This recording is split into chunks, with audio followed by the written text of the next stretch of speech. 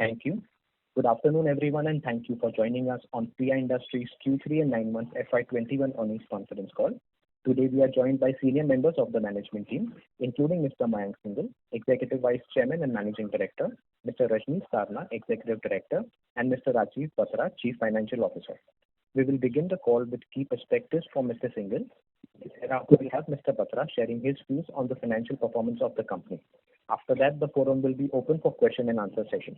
Before we begin, I would like to underline that certain statements made on the conference call today may be forward-looking in nature, and a disclaimer to this effect has been included in the business performance update presentation shared with you earlier and also available on Stock Exchange website.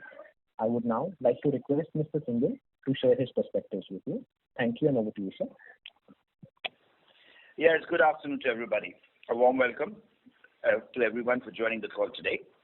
I trust all of you are keeping well in the challenging times. Once again, I'm delighted to inform you we have delivered a healthy overall performance during the quarter. Some quick highlights for the quarter. Our revenues have grown by 37%. Ebitda is enhanced by 48%, leading the robust PAT growth of 61%. As an innovative solution provider to our global partners, PI continues to strengthen its deep-rooted relationships, which is well reflected in our performance. Even though the world was in the throes of the pandemic, I'm proud to say our teams have tirelessly delivered to meet and exceed our customer expectations by being extremely agile in this trying period. Demand of our commercialized molecules continue to remain healthy as our partners continue to expand their footprints.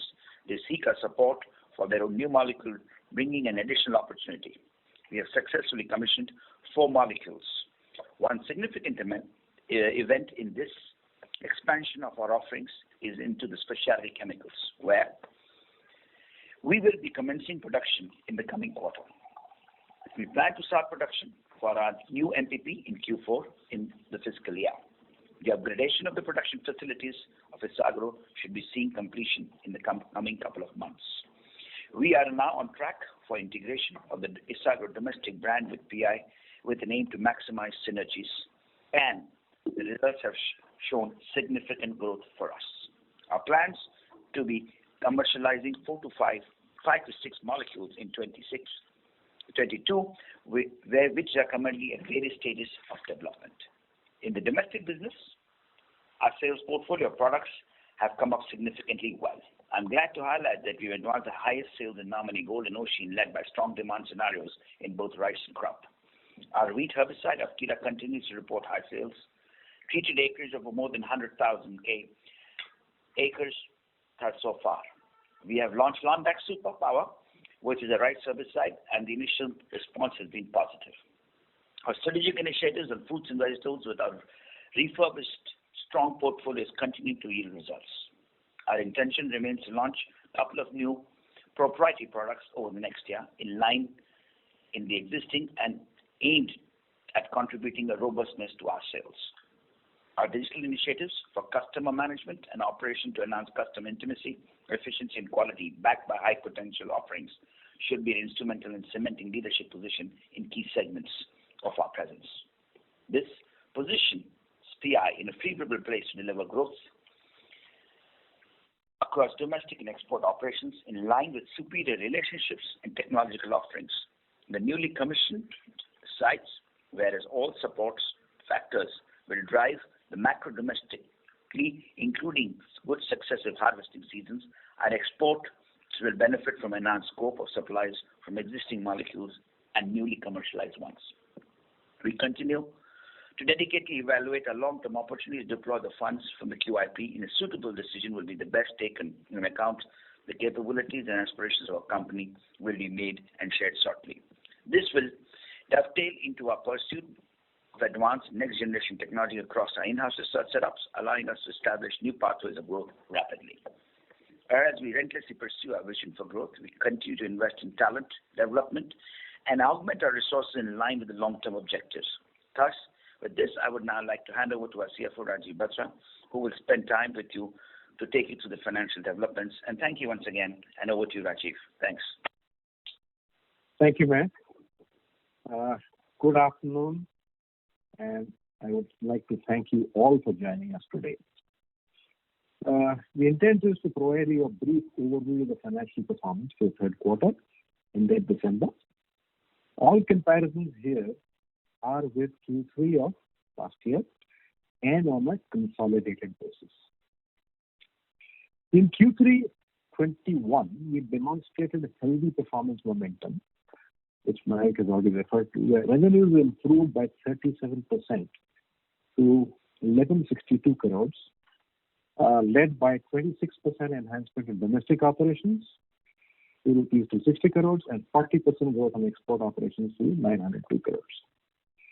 Performance was supported by multiple levers, including prudent raw material management, higher utilization rates, better traction from branded portfolios, as well as greater contribution from the cycle.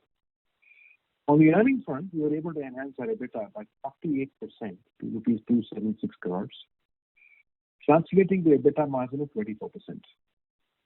There was an expansion of 176 basis points on a year-to-year basis.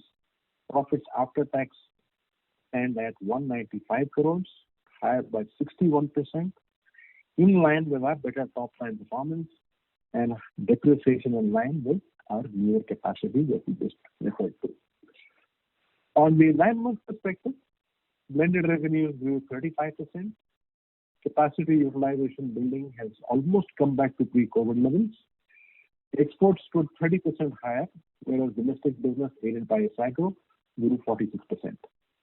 Ebitda margins came in 206 basis points higher at 23%, and PAT showed 61% improvement to 559 crores. Better operating performance has strengthened our balance sheet position. Inventory levels have increased in line with better demand visibility. Our capex in the first 9 months stood at 320 crores, and we remain on track to invest more in our capacities to realize our vision and growth objectives. Current order book position remains very robust at 1.5 billion, with sound growth visibility for the next couple of years. There has been a healthy generation of cash at 301 crores for 9 months. We also declared yesterday an interim dividend of 3 per share. This concludes my opening remarks.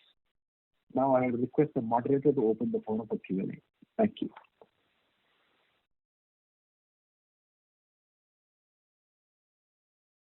Thank you very much. Ladies and gentlemen, we will now begin the question answer session. Anyone who wishes to ask a question may press star and 1 on their touchtone telephone. If you wish to remove yourself from the question queue, you may press star and 2. Participants are requested to use handset while asking a question. Ladies and gentlemen, we will wait for a moment while the question queue assembles. I would also remind participants to please limit your question to 2 per participant. You may come back in the question queue if you have a follow-up. The first question is from the line of Ritesh Gupta from Ebitda. Please go ahead. Yeah, hi sir. Good afternoon. Just 2 from my side. One is that you have seen a very strong CSM growth this year as well, and probably a similar last year. And the outlook we see is that agro demand is only improving, and especially the crop outlook is definitely better. So is there a reason to believe that, let's say, your historical guidance of 20-25%, do you think you could exceed that, let's say, in next 2 years? That's point number 1. And then on the domestic side, the growth that you have seen in this quarter, could you just break it up in terms of what is from the SAGRO addition and how much is from the core domestic business? These are my 2 questions. Thanks. CSM business, I would stick to the benchmark that we've given for growth. Please do appreciate the base has changed, while the opportunity size is also increasing, no doubt. But looking at the cyclical nature of the business and looking at what we have in hand, we would still stick to our original guidelines there. And having delivered a better base, it also becomes interesting to see what will happen in the next couple of years. So I'm pretty confident that we can maintain that. When I look at the domestic business, we are in a position that today, if you look at this quarter, PI's own portfolio brands have done very well, that we have driven about 17% brand growth in the domestic businesses. And the other growth has been driven by the East Agro piece of the total growth engine in the total numbers that you see for the quarter, which is about 26%.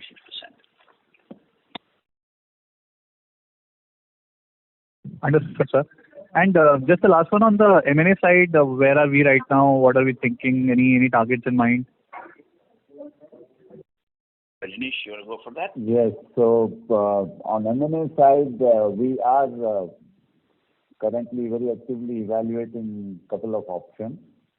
We have not reached to a definitive position as yet, but we are very actively evaluating a couple of options. A couple of options are on table, and then last one and a half, 2 quarters, we have evaluated few more options and finally decided not to pursue them. But at this point in time, we have a couple of options that we are very actively evaluating. Got it, sir. Thank you so much and all the best. Thank you. Thank you. The next question is from the line of Ankur Periwal from Axis Capital. Please go ahead. Yeah, hi sir. Thanks for the opportunity and congrats for a good set of numbers. My first question is on the new entity that Mayank did highlight in his initial comments. We're expecting this in Q4, and you also mentioned opportunity arising in the new specialty chemical side. So if you can just elaborate a bit on that side, which exactly is referring to? I didn't get your question. We are referring to yes, MPP. New MPP is getting commercialized, and at the same time, we're getting into specialty fine chemicals. But as you know, these are multi-purpose plants. They're not dedicated to a product. And at the same time, the team is working to look at how we can improve throughput and efficiency and create capacity without really deploying excess capital over the next few years. So with our technological capabilities and intervention that we're taking place.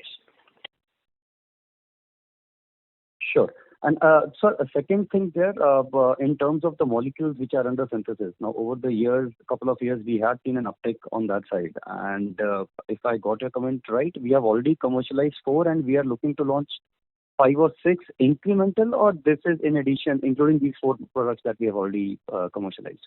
In addition to these 4 products, these 5 and 6 will be new products. Yeah. So the total will be, let's say, 5 plus 4, so 9 to 10 products in this financial year. Will that be right, understanding? We've done 4 so far, 5 to 6 in the coming financial year. Yeah. Okay, in the coming financial year. So so my question here was that if I look historically, maybe over the last, let's say, 3 to 5 years, the run rate in terms of the molecules which are under synthesis has been on a steady uptick. From 20-25 molecules, we have reached probably 60-65 plus now. But the commercialized molecules are broadly, speaking in that range of 3 to 4 or maybe 5 to 6 molecules now. Is it just a matter of time, or how should one read into it? Well, I would not put that number 60 to 70. Number one. Number two, I think the scale up and the molecules that are going into scale up, the numbers are increasing steadily at a pace, and we see a good pipeline, which could be probably looking at higher rates of commercialization. And sometimes you could have higher rate in one year and less in the other, because as you see, we work in the innovator space, and we also focus on new molecule technologies. So it's dependent on the regulatory framework and timelines of how the markets are with the go-to-market approach to the customers. So, but we are pretty well prepared to say that we have about 15-20 molecules which need to be commercialized in the next year or 2. Yeah. Okay. Just to add to this. Over the years, this pace of introduction, commercialization of new molecules has certainly increased. I mean, 3, 4, 5 years back, we used to commercialize maybe a couple of products, 2, 3 products. But for last, I would say at least the last 1 or 2 years, we've been able to kind of increase this commercialization pace, mainly because the R&D pipeline and flow of new inquiries have increased over the last 2, 3 years. The other change is that the R&D pipeline as well as the products that are getting commercialized have a composition. This composition is also comprising of non-agchem products. So more towards other specialty fine chemical area. So that is also a kind of change that we are seeing over the years. Okay. That's helpful, Mr. Sharma. That's it from my side. Thank you and all the best. Thank you. The next question is from the line of Bharat Shah from ASK Investment. Please go ahead. Hi, Khalid. First one, in terms of our research, chemistry strength, technology, new technologies under development. Also, now we are pursuing the pharmaceutical part more intensely. In the people part of the talent pool, if you can give, without being specific, but if you can give glimpse into the kind of preparedness for the future which is under offering, that will give a good insight into the future. The talent pool, product pipeline, new chemistry, maybe new customers and new technologies. So all of these, if you can give some kind of overview, that will be useful. So thank you very much. So if I take that, I will give it as you know, technology and these are very highly sensitive matters, and some of them in the potential stages of getting developed and going into commercial phases over the next couple of years. But the lead indicator that you can pick up, the company is practically now covered about 100 odd patents. Some of these will go into play, and some of them will go into play with time. And the company continues to invest in this area in two core areas. One is in the application front. The other is the process chemistry capability build out, and the other is the chemistry capability build out. And obviously, we are looking at different ways of doing this. And when I say when we're able to patent, that itself is an answer to say, yes, there is something different and unique which is coming up. And that gives us a great sense of delight to say that in the next few years, we would be an innovation-led organization. As technology scale up in this business has a gestation period and takes its own time, but we are on that path. And in terms of the people part, if you can throw light how we are deepening and enriching our talent pool. Yes. So if you look at the strategic plan, we've actually put together a whole talent development plan, leadership alignment plan. We're working with global consulting firms to look at how we're going to look at organization restructuring from the point of our pursuing our growth opportunities, both from a development side and from a delivery side. We're augmenting human capital into the system. We are adding more capacities of talent in the alignment to our strategic initiatives. A lot of scientific talent pool has been got in. More scientific talent pool is already on board. Already before we are pursuing pharma, we started work in pharma. We have about 15 scientists dedicated with lead scientists in the pharma space. PhDs have gone up. If you look at even the leadership team, there are 4 PhDs sitting up and driving. So it's a clear indicator of our intent to look at bringing knowledge as a key driver and lead the business from a technical front.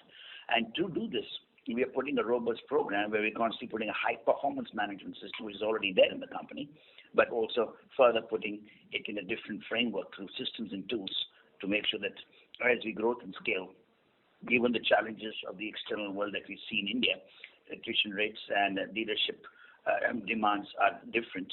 We have been able to build a more stronger system-based approach to developing and bringing in belongingness into the system to deliver high growth. And that's been very well reflected of what we've been able to do so far. Okay. And my second question is, given that in terms of technology and product and chemistry prowess, we are at a different stage than in the past. Our ambition to become innovation-led organization, deepening of the talent pool, improvement in the size and scale of the business, and hopefully success in pharmaceutical side of the business as well. So in many of these very positive scenarios and actual attainment of robust performance in last few quarters, what are the things that you worry about, and what do you think can be potential risks or the challenges? For sure, if we look at the risk, there's no risk. Without risk, there's no opportunity. But clear risk is the world is in a very volatile space as we continue to go through this pandemic. Agri has its own cycles and change. Regulatory and policy issues need to be viewed through the different lens, and expectation of consistency in that is another area which I see as a kind of risk. The other risks are more internally driven, and we as an organization at the leadership level are mapping that and making sure that we continue to pre-invest in them to develop. And that can be well answered if you look at the human capital costs, or if you look at even the cost structures in our overheads have grown aggressively. Because these are all the investments, because we're not looking to just see for today, but we're making investments to develop them for tomorrow. And that will be an area where we continue to invest in the short term to gain for the long term. So these are some of the... Just to add to this, Bharat, this overall geopolitical scenario, what we were seeing for last 2, 3, 4 years, and what is now getting changed with the changes of power in U.S. and and other geographies, also sometimes have their own implications on the global supply chains and businesses. So that is another one important aspect that we have to always keep in mind. And we are addressing that. Yes. Oh, for sure. That's. Okay. Thank you, Salil. Thank you, Sarna sir. Thank you. The next question is from the line of Rohit Nagraj from Sunidhi Securities. Yeah, thanks for the opportunity, and congrats on good set of numbers. So the first question, in our PPT we have mentioned that we are looking at a few of the pharma assets. So out of the QIP money, have we definitively earmarked some portion for pharma and some portion for non-pharma, or is it largely flexible in terms of the opportunity and probably the markets? Thank you. Yeah, so I take this up. So yes, we have not allocated as such any amount for pharma or non-pharma at this point in time. We are evaluating, some of these opportunities, which also includes pharma opportunities. And then once we get to a definitive stage, then we will know exactly that how much is the amount that we are allocating to pharma, and then to some of these other technological opportunities that we are pursuing. Sure, thank you. So the second question is, in the last couple of years, if we look at our exports breakup, North America accounts for almost 50% of the exports revenue. Earlier to that, it was predominantly Asian region, excluding India. So has there been any definitive change in terms of the molecules that we are developing or the opportunities that are coming our way, and whether this particular change is only for a geography, or incrementally it will be across maybe Europe, Asia as well as North America? Thank you. So the way I would like to answer that, I think we look at the geographical. If you see the historically, yes, a strong foothold with the Japanese companies. We were strong in Asia. Now that we are doing the geographical expansion, as I mentioned earlier, that the various geographies footprints is being expanded by innovators across the world. And as we go into larger areas of consumption, America, one of the largest markets in the world, obviously will have a larger portion. Yet there are certain other markets in the world where certain footprint expansion is happening by our customers. So geographies would continue to move, shift, and then we get aligned to a global percentage or split of the revenues of Agchem business worldwide. Yep. Thanks for the explanation and best of luck, sir. Thank you. The next question is from the line of Rohan Gupta from Edelweiss. Please go ahead. Yeah. Hi, sir. Good afternoon. Sir, a couple of questions. First is on our growth expansion plan, where you have initially mentioned that it will be both organic as well as inorganic.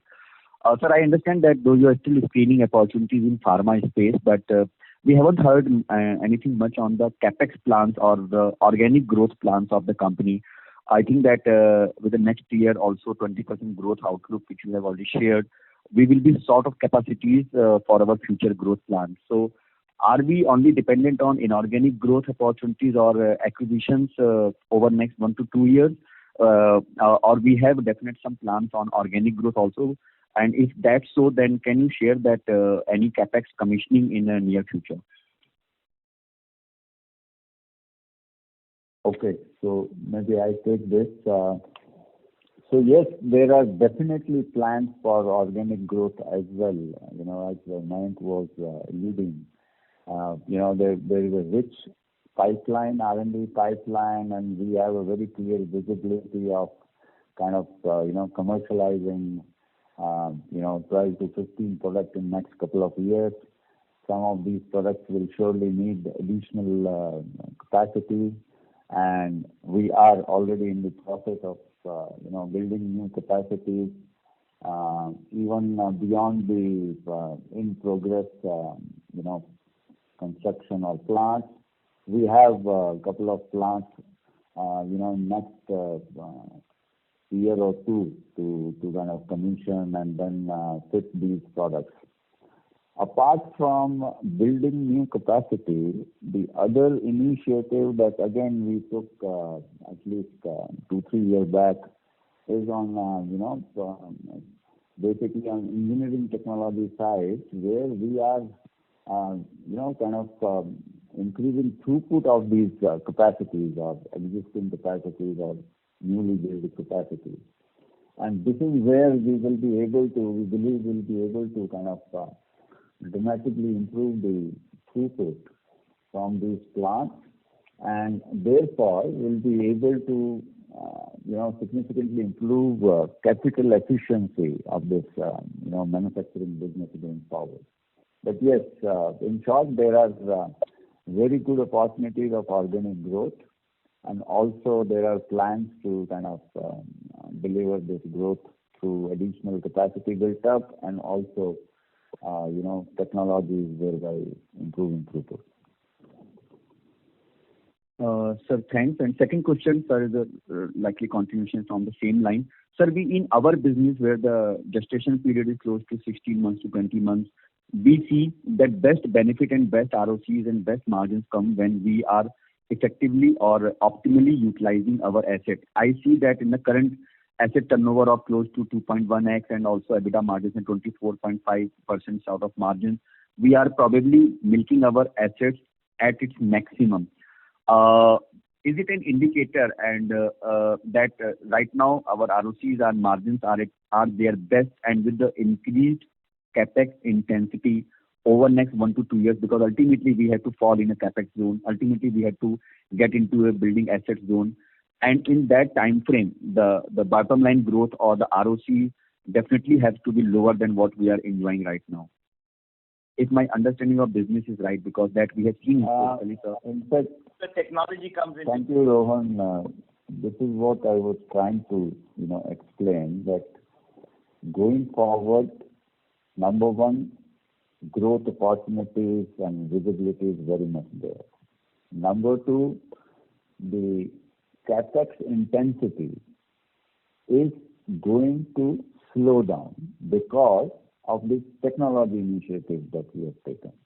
We have already kind of realized some benefits in the current fiscal, and we are expecting to realize more benefits going forward in next couple of years as we implement these, some of these technological initiatives in several of our plants and products. So as a result, the capital efficiency is certainly going to improve from here, is what our expectation is. So in longer term, sir, we can expect that our asset turn will be above 2, and historically which has been ranging from 1.5x to 2x. So should we expect that with the technological advancement in the company and in the product mix, we should be aiming higher asset turn of at least 2 to 2.5x, sir? Will be in that range now, in that zone now? Yeah, that's the desire and the plan that we are working on. Okay, sir. Thanks. Sir, thanks a lot, and I'll come back in the queue for any further questions. Thank you so much, sir. Thank you. Thank you. The next question is from the line of Varshit Shah from Emkay Global. Please go ahead. Hi, thanks for the opportunity. So my question is again related to the CapEx. So I think you already have one plant coming up in 4Q and another coming up in somewhere in 2Q or 3Q of next year. And you mentioned that you have strong visibility on the growth. So apart from Isagro and the improved throughput and these new commissioning, are there any further plans which you were alluding to, but you at this point in time you have not disclosed because of the fact that you might have some asset coming in through your acquisition, and if this acquisition's timing does not suit, then probably you'll announce further fresh capex. Is my understanding correct? That's point number one. Yes, you're absolutely right. So there are plans, but number one, the intensity of capex will certainly reduce compared to what we have, invested in current year as well as last year or last 2-3 years. Okay, so that intensity will go down, but exactly whether it is 200 crore, 300 crore is what is still in process. Business plans are getting finalized, and also it will also a little more depend on the kind of inorganic option that we finalize on. Sure. And I know secondly on the utilization levels or circling back on the throughput question, I understand we have to keep a certain room for increasing volumes for the customer, typically maybe between 15 to 20%. So what is the optimal utilization levels or for the fully commissioned entity or at the blended level which you envisage, and what it is currently at this point in time? Well, I'm not sure if I have understood your question fully. If you can please repeat. Yeah, sure. So I believe that in the CRAMS, I think we need to keep some leeway for increase in volumes for the customer. So what is the optimal utilization levels which are possible beyond which it is difficult to increase utilization levels, and where are we currently? So 85-90% is what we consider generally, little more towards 85 in a multi-product plant scenario, because there are several changeovers in the plants and product changeovers and all. And we are working at a little less than maybe 80% or something.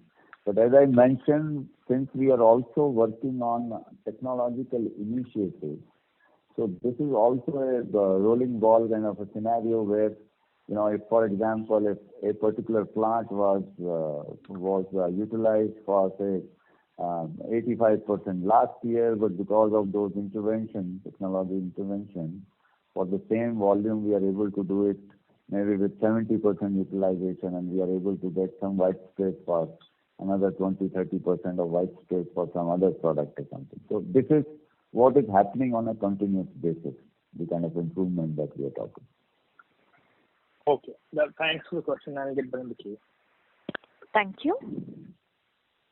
The next question is from the line of Pratik Rangnekar from Credit Suisse. Please go ahead. Hi, sir. Good afternoon.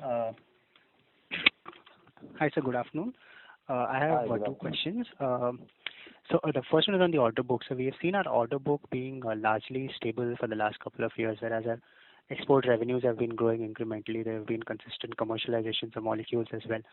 So how do we kind of reconcile the two scenarios where revenue is increasing but order book is stable, or is there something we're missing here?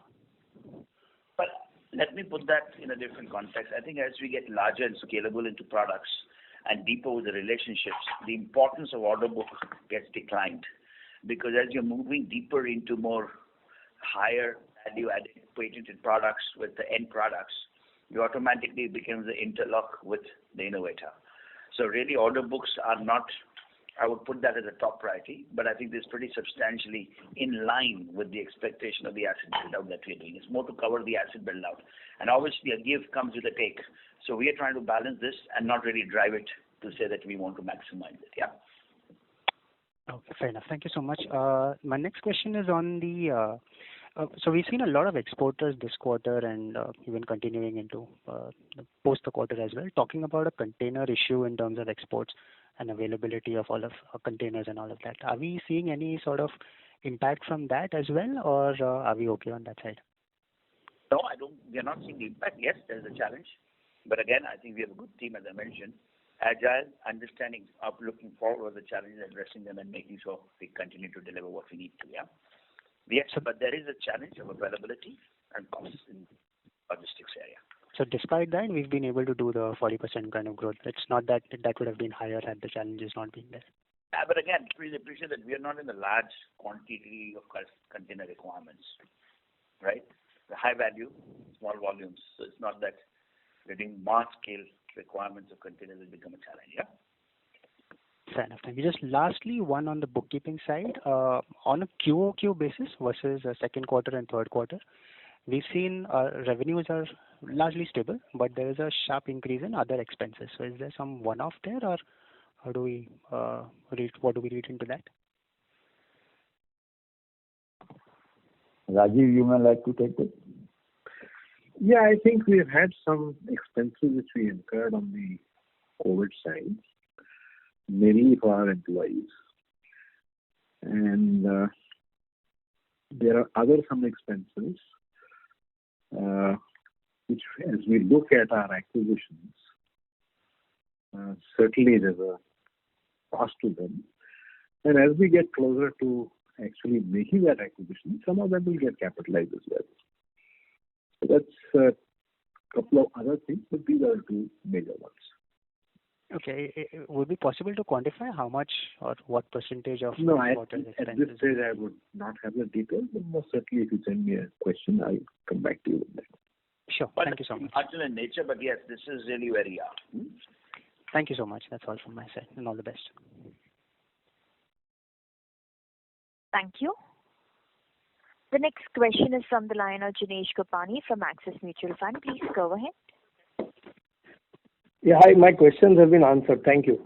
All the best. Thank you. The next question is from the line of Dhaval Shah from Girik Capital. Please go ahead. Hello. Hello. Yes. Hi. Yes, sir. So, first question on the employee cost. Like historically, if you have seen, it has been in the range of around 7.5 to 8% of sales, while recently it has moved higher. So, over a longer term basis, given the investments what we have done in strengthening our team, do we move back to that level, or it stays around here? How should we look at it? Let me put that. There's an answer to the two-pronged answer. One, obviously, there's a higher cost to the COVID management. On the other hand, as I mentioned earlier, the company is investing in augmenting and building talent for future opportunities. Okay. And if you correctly study, PI has always done that. Yes. We average invest, we move. We average invest, we move. So this is a phase where we are planning growth and we are entering new arenas, and we pre-investing and we continue to pre-invest in that. So I would say that it's marginal if the other things get well done. This becomes not a challenge to handle. Okay. And second question is from the presentation where you mentioned one line where successful deployment of analytical tools in one MPP and you'll be deploying into the others. I think this relates to your commentary on the use of technology. So can you elaborate on this? So how is this helping us? Does it reduce our output time? Does it increase our analytical? Like, can you just elaborate more on this? Probably to give it to the larger day, we're developing ideas and technologies in the digital arena, where we're looking to how we basically bring about better efficiencies by looking at data analytics. That's really what we're doing, and which obviously impacts capacity, throughput, efficiency, and ABCDE. So it's multidimensional in the manufacturing of chemistry. Okay. So, and this is linked to your comment that it will over time increase the asset turns. Yes. Okay. And sir, just last bookkeeping question. Can you please tell us the 9-monthly number for Isagro's domestic and exports business?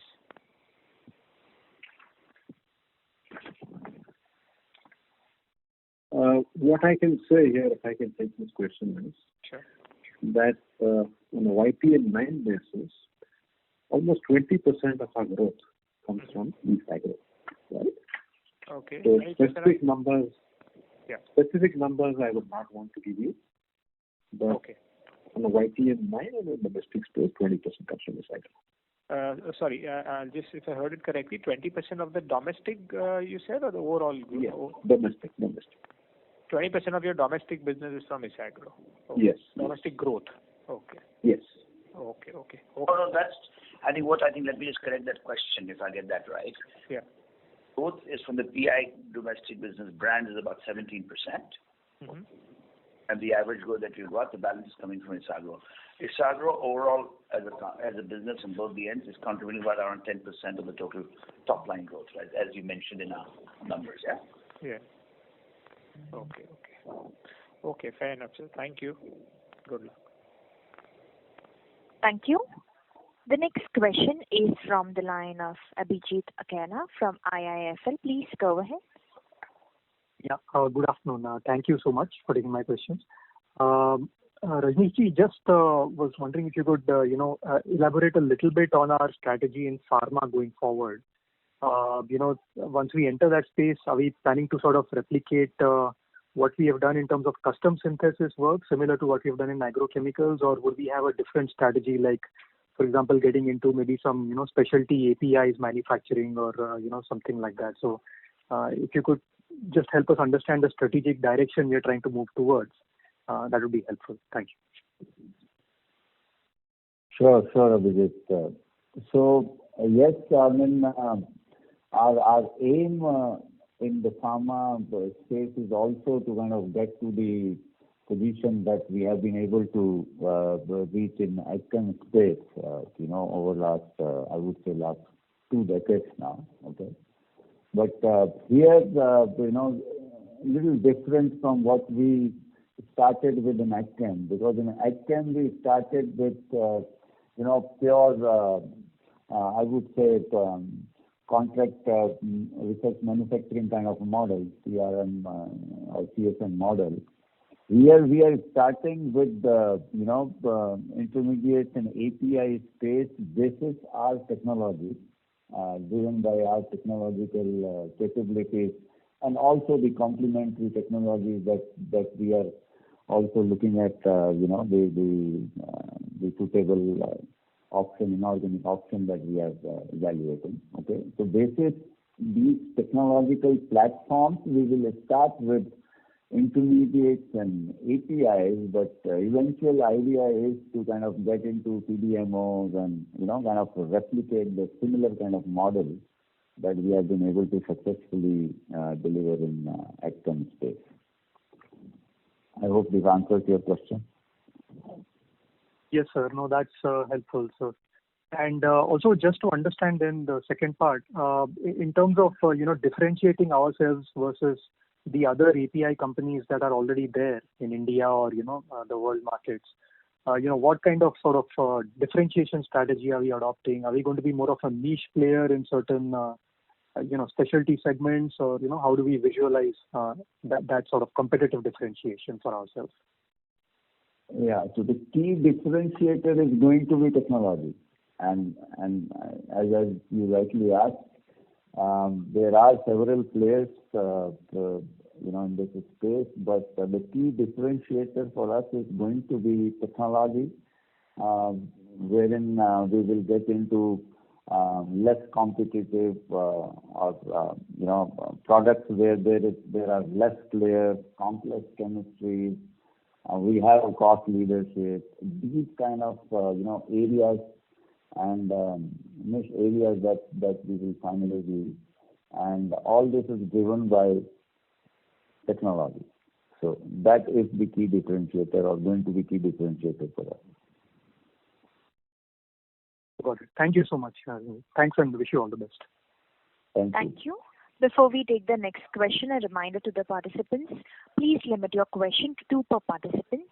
You may come back in the question queue if you have a follow-up, as we have people waiting for their turn. The next question is from the line of Mayur Parkeria from Wealth Managers. Please go ahead. Good afternoon, sir, and thank you for taking the questions. Congratulations on a good set of numbers. So just to understand the CSM part a little better, will it be possible for you to let us know or understand how many molecules are actually in the synthesis stage, and how many molecules currently are in the commercial stage? Yeah, so if I take this, so at commercial scale, we would have some 24, 25 products, 24, 25 products. And at synthesis stage, we call it R&D pipeline, which starts from lab scale to kilo scale to pilot scale. So this is all its, R&D pipeline, or you may also call it synthesis pipeline. There at this point in time, we will have more than, I think, 40, 45 products. And at any given point, these many numbers of products will be there at different stages. Some are at lab scale, some are at kilo scale and pilot scale. I hope this answers your question. Right. So, sir, this is just a clarification, understanding more on that is, so because commercial scale, once the product enters the commercial scale, the sales value would be higher than compared to the R&D pipeline stage molecules. So will it be fair to say that a lot of the incremental growth in sales value is coming predominantly from the commercial scale products in a significant means, the proportion, can it be as high as 70-80%, or will it be more like 30-40%? The incremental sales. Yeah, so just to clarify, actually revenue comes only from commercialized products. Okay, this R&D pipeline scale up synthesis is integral part of this whole business model. It is not that by synthesizing we are getting any revenue out of it. I mean, of course, there are some small samples, preparations, or some small supplies happen, but these are not significant in any case. So the revenue actually comes from commercialized molecules. And the synthesis work right from lab scale till pilot scale is all integral part of winning the business, converting those inquiries into business, and then finally getting into long-term understanding for supply or on PO-based supply for the products which get commercialized. I hope it's clear. There's no service revenue also for R&D pipeline stage as such. That's not significant. That's not significant, as part of this overall. Okay. The second question from my side. When you are evaluating M&A opportunities right now, whether it is for technology or pharma value chain, which you mentioned, will it be right that given the strong sector tailwinds and the rise in valuations across listed space and in general for chemical and pharma companies, is it becoming a challenge to get a good player based on where we can make really long-term value proposition? Is that becoming a challenge? Do you see that? Well, I'm not sure if I've understood your question, but if your question is that why we are looking at this inorganic thing, then yes, I mean, we are not looking at this to kind of support our short to mid-term kind of growth aspirations. I mean, this is going to be a strategic investment for us. No, sir. What I meant was, is acquisition becoming a challenge given the rise in valuation? Sorry to interrupt, but may I please request you to rejoin the question queue for your follow-up, as we have many people waiting for their turn. Okay, fine. I'll be in queue. No, please complete your question. This is important. So please go ahead. Complete your question.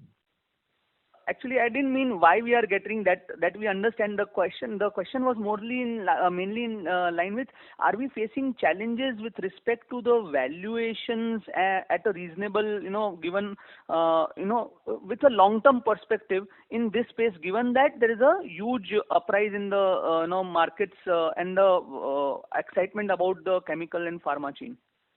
Is that becoming a challenge? Is the acquisition and M&A activity becoming a challenge there?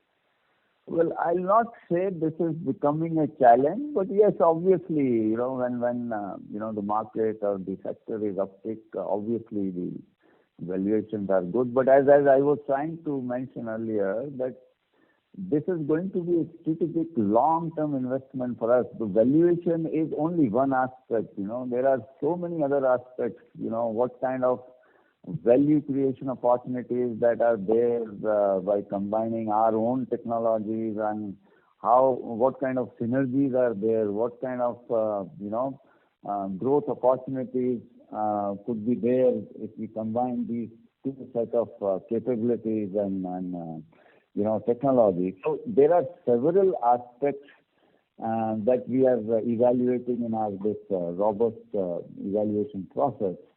And this is not only valuation thing that since valuations have gone up, we are taking time. No, that's not true. Thank you, sir. Thank you, and wish you all the best. Thank you. The next question is from the line of S. Ramesh from Nirmal Bang. Please go ahead. Hello. Thank you and good afternoon. My first thought is when you talk about progressing towards becoming an innovator, does it help you get into a more value-added space, and the whole focus on asset turnover will possibly become less important, and you will possibly be able to run it as a business in a normal sense? Is that something which you're aspiring for eventually? Didn't get the question actually. Yeah. So right now, if you look at the CSM business, pretty much based on the asset turn and fixed kind of delta on the conversion cost.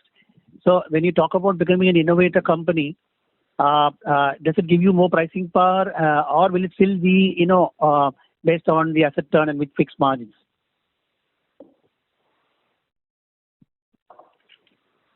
So when you get to innovator, when you're an innovation, you look at what the customer can afford. So obviously, and neither is even today the business based on a asset turn or this cost and that cost plus basis. It is more based on the service and value provision that we give to the customer. Yeah. So that's the way I would put it.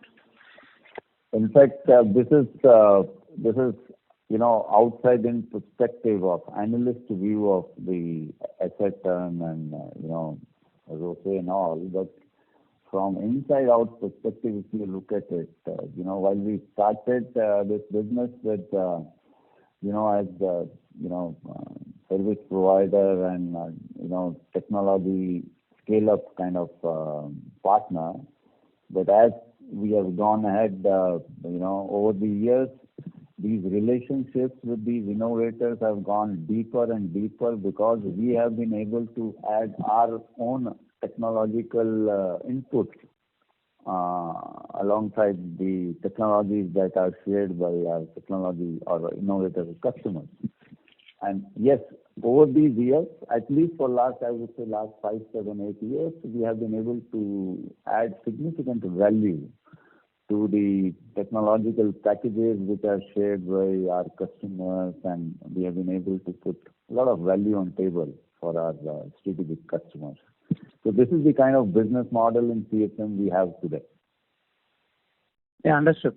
And second thing is, you mentioned you're aspiring for 20% CAGR in Jiva Group, which means very much doubling your domestic formulation business. So in terms of the resource allocation and the relative sizes of the domestic formulation business and your CSM business, incrementally do you see both these businesses growing at the same pace and the relative proportions remaining the same, or do you see the domestic formulation business increasing its share of the pie?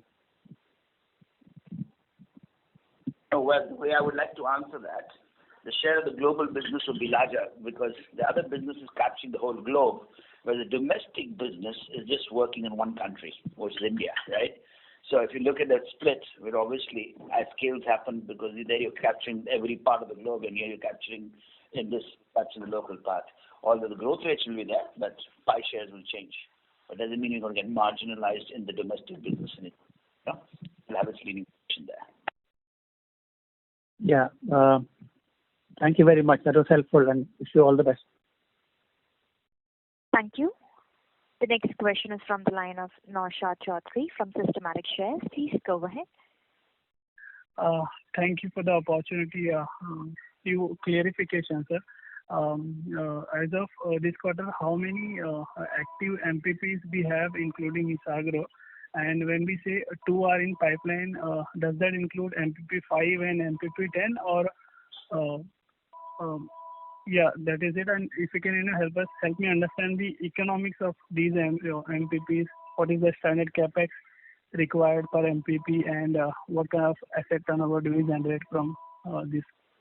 Well, it's a complicated question because if you get into looking at understanding the chemistry and process technology, it is looked at a blended basis. Number one, they're multi-product plants. Number two, we have now it's not really Isagro, it's now PI. For clarity, Isagro is an integrated asset of PI now. And we have about 15 odd plants, and one MPP is going to get commercialized. And what we have done is whatever asset we took, the acquisition, we've turned that around and turned it into multi-product plants, which will be feeding our product pipeline requirements. Yeah. So how many active MPPs do we have? I didn't get that. 13. 15. 15. And the two which is in pipeline are MPP 5 and MPP 10, right? No, there's no MPP 5. MPP 5 is probably the first plant we built in Jambusar, which is about 10 years ago. It's MPP 10 of Jambusar, which is coming into stream. Yeah, only one. Okay. Second clarification, sir, on our QIP of 2,000 crore rupees. Typically, if I see if any business has this, clear expansion plan or have any prospects, so first, they'll have this concrete, expansion or plan or any acquisition plan. Then they'll see their balance sheet, or then if they don't have good money, then they might go for acquisition. So here in our case, we did reverse. First, we raised the money, and then we started actively, aggressively looking for the acquisition. So if you can help me understand the thought process of all this here in this part, sir. Then you may want to take that. Yeah. So again, Sanjay, I have not understood your long question, but the thought process at our end is that the whole, strategic direction to diversify into pharma, this didn't start after raising money. This started 3 to 4 years ago. Okay, and accordingly we started the initiative. Firstly, at our end, in terms of building technologies, strengthening some of these key technologies that we were already working. Also started acquiring customers, building, resources at our end in terms of our research and development, even in terms of technologies, and also on the market side. So the pharma initiative was taken at least 3 to 4 years ago. One of the example which we shared maybe 2-3 quarters ago is that we were also able to successfully commission and then start supplies of one of the COVID intermediates, that in the last quarter of previous year. Apart from this, we are already working on 8-9 products at our end, in PI, in terms of early intermediates, pharma early intermediates. So in line with this initiative of our strategic initiative of diversification into pharma, we obviously thought of scaling it up. So one approach would have been to do all this grounds up, which may take several years given the regulatory framework and other things. But we decided that while we have initiated this diversification of the initiative we have already taken, let's look at inorganic opportunities to scale up this new business building and then expedite this whole process. And this is the precise reason that we started looking out, and in this process we also kind of raised funds through QIP to keep our war chest ready, because we were already evaluating opportunities, and then came maybe this COVID situation. But for last 2 quarters, we are very actively evaluating several opportunities. We are right now at a good stage in terms of evaluating a couple of them. And the idea is once we conclude with one of these opportunities, this will help us scale up this pharma, side of this CSM pretty faster than what we would have done or what we could have done doing ground up. So I hope this explains this background and also the strategic intent on this side. Thank you very much. Before we take the next question, a reminder to the participants, please limit your question to one per participant only, as we have many people waiting for their turn in the question queue. The next question is from the line of Nitin Shakdher from Clean Capital. Please go ahead. Hi, good afternoon to Rajneesh and Mayank, and congratulations on an excellent set of results. My question pertains to specific details on what we've mentioned on 5 pipeline products of the CSM exports which are commercialized in FY21 and 4 pipeline modules which will be commercialized in FY22.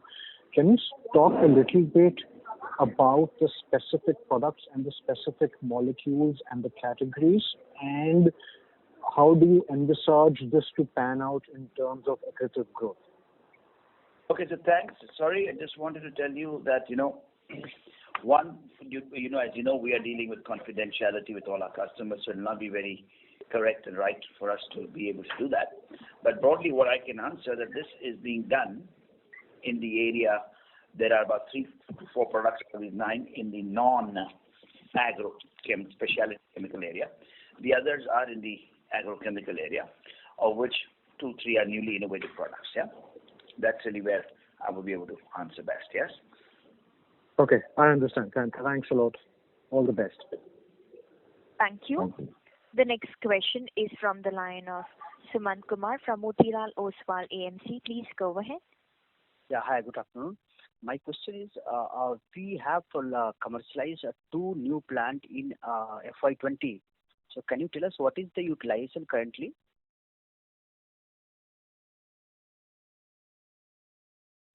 Yeah, so one of them is running at a more than 80%, 78-80% kind of level, and the other one is still little low, but again in next few quarters will ramp up.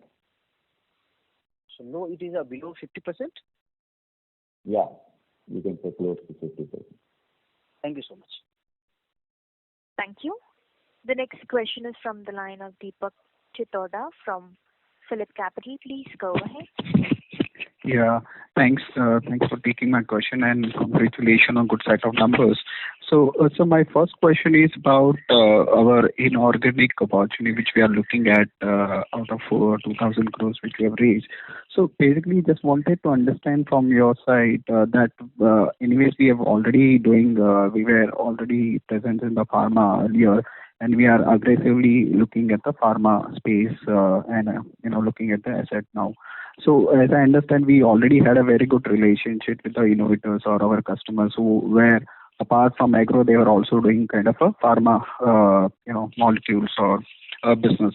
So are we, the thought process of PI in terms of acquiring asset here is to basically again to serve the same customers here? Well, not necessary. Yes, there are certain synergies which are there, so that could be leveraged at some point. And I think we also have geographical credibility in the markets, which could help us leverage that as an organization, specifically in countries like Japan, where we could look at playing with newer band of customers with a more pharma-specific focus. So thoroughly both could be done, yeah. Sure. And the second part of this is basically, are we considering the opportunities in the domestic market itself so that we can serve on a cost-effective basis and we can basically grow much better? Or are we also evaluating options overseas? So currently, we are looking at opportunities in India, and more so because of this COVID situation, as you can imagine, it is quite feasible to kind of efficiently progress on these opportunities which are in India. as travel restrictions and other things are also there. Sure. Okay. And my second question is about the outlook for FY22. Can you just throw some lights towards FY22 towards the domestic side of the business, kind of a growth we can expect, and similarly on the export side or the CSM side?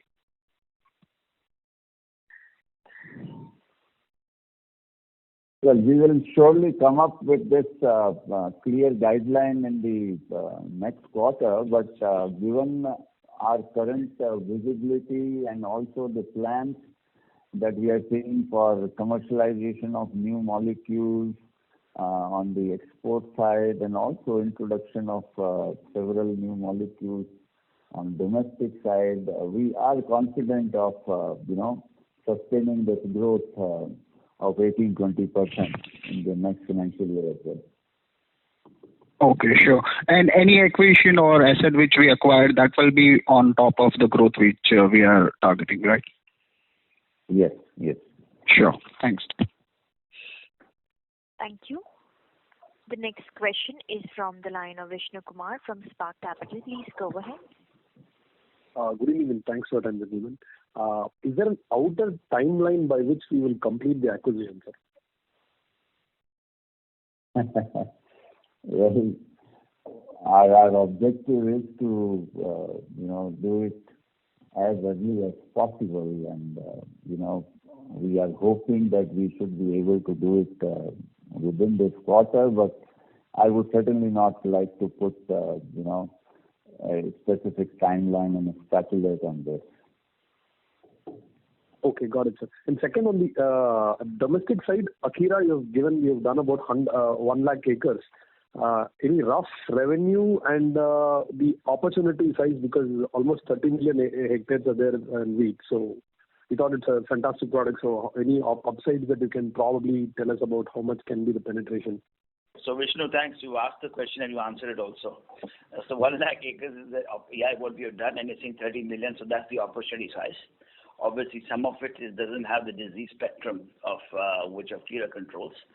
So given that, it's just in the seeding stages, and we expect that, yes, this could grow substantially in time to come, yeah? Rough revenue, if you could just highlight how much you've... very rough. Because it creates on the back of the envelope calculations, being in the competitive space that one is in, yeah? Vishnu, we never talk about product-specific revenues or names and all that because of the kind of business that we are in. Got it, sir. And just one final question. If I'm right, apart from the MPP this year, you will add 2 more in the next 2 years. Yeah, I mean, obviously this plan will get streamlined and finalized as we progress. But given the current product pipeline that we are seeing for next 2-3 years, yes, that is one possibility. Thanks, sir. Other questions have been answered. Thank you. Thanks, and all the best. Thank you. Thank you. The next question is from the line of Madhav Mehta from Fidelity Investment. Please go ahead. Yeah, hi, sir. Good afternoon. Thanks so much for your time. My question was the acquisition that we target to do. You mentioned it's going to be EPS accretive. Just want to understand, will that be the case right off the bat, or will it take 2 to 3 years once we stabilize and then it becomes accretive?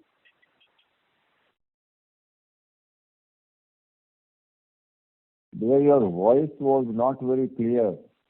Can you maybe little distance from your mic, because there is an echo. Yeah, is it better now? Yeah, it is better. Yeah. No, my question was that the acquisition that you're planning to do, will that be EPS accretive right away, or will it take like 1 or 2 years once we stabilize the business and then then it becomes accretive to us? Well, any acquisition and will take little time to kind of start giving the desired and expected results. Integration time will be there, and as I was alluding earlier, that our key driver is technology. So technology integration and all that is certainly going to be there to kind of deliver the expected and desired results. Right now, we're in the process of evaluation, as Rajneesh mentioned, and obviously, our objective, as you mentioned, is to make it accretive, and sometimes we look at then the synergy and what, and then we can get specific answers to that, right? Is that I think what we're saying. Got it. And sorry, my other question was, I'm not sure if it's been answered already, but you all mentioned that you all have started supplying to a new specialty chemicals customer. So in the presentation, so is that something beyond agrochemicals or into like personal care or something like that? I wasn't very clear on that. In personal care, it's a different area of application. Yes, we're going to the specialty chemicals there by expanding our horizons into different application areas, beyond agchem. Okay. Could you specify which industry that would be? Well, this is more in the additives industry, not in food, but in other additives. Other additives. Okay. Okay, got it. Okay, yeah. Thank you. Thank you. The next question is from the line of Rishabh Sherdalal from Praveen Ratinlal Shares and Stock. Please go ahead. Yeah. Hi. Thanks for the opportunity. Just wanted to understand that this order book of $1.5 billion, is it a take or pay order? Is my understanding correct? And also wanted to know the cash flow from operations for the 9 months ended December 20. Well, it's all of, there's not the take and pay is an understanding, but obviously it's not a take. The order book is not a full composition of the take or pay. Yes, but in certain cases, no. Okay, but what percentage of the order book will be take or pay? If you can just share with me. Don't have the numbers right now, and would constrain from giving any of the forward statements on that right now. Okay. Okay. And if you can help me with the cash flow from operations for the 9 months. Rajiv, you want to take that? Yes, I think it's given in the press release as well. 301 crores for the 9 months. Okay. Yeah. Thank you. Thank you very much. Thank you. That's free cash. Or you're looking for cash? I didn't get the question. Rajiv, that's free cash, right?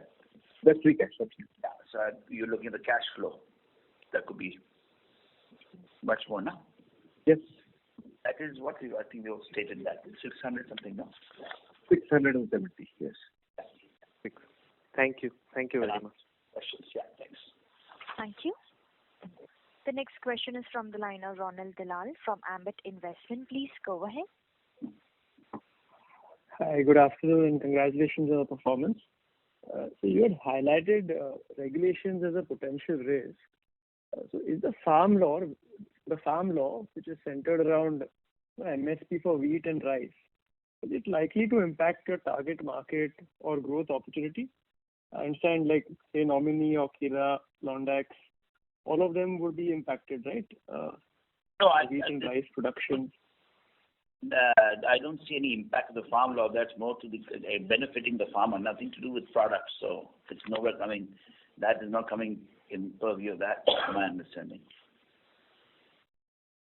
Right. No, I just meant that if there's any kind of indication that if there's no minimum support price, or will there be less farming of these products, and hence could it impact some of your target markets? No, I don't think that's going to be the case. I mean, that's never the practice. Actually, is going to be probably better for the farmer. He's going to get a better price rather than get a minimum price. And if he wants productivity and yield and make it to become more competitive, he probably demand more. That's the way I look at it. Because productivity will be a focus, not the input, because the input cost for agrochemicals is a very small percentage of the total input. So their focus is going to be on improving productivity and yield, and agrochemicals is a larger contributor in making that happen with the other inputs. Yeah. Right. And other than that, so wheat and rice linked, what would be the wheat and rice linked share of domestic revenue, if you have some ballpark number? We are one of the large players. We are one of the largest players in the rice segment, wheat, but we don't have the numbers in hand. But yes, we are one of the large players in those two crops, and we're continuing to expand in the other crops. So that's going to be potential for most of the companies, because those are the two large agrochemical consumption crops. Yeah. Sure. Would it be safe to say it's more than 50% of domestic revenue? I can't say that right now, but I don't have the numbers right on hand. Yeah. But typically the industry is in that 50%, so we should be also 9, if not a bit more on that. Yeah. Sure. Thank you. All the best. Thank you. Well, ladies and gentlemen, that was the last question for today. I would now like to hand the conference back to the management for their closing comments. So thank you, everybody, for coming on today. Appreciate the support, and we continue to wish everybody a safe and a healthy journey ahead in these challenging times, and look forward to meeting you guys once again in the near future. Thank you. Thank you.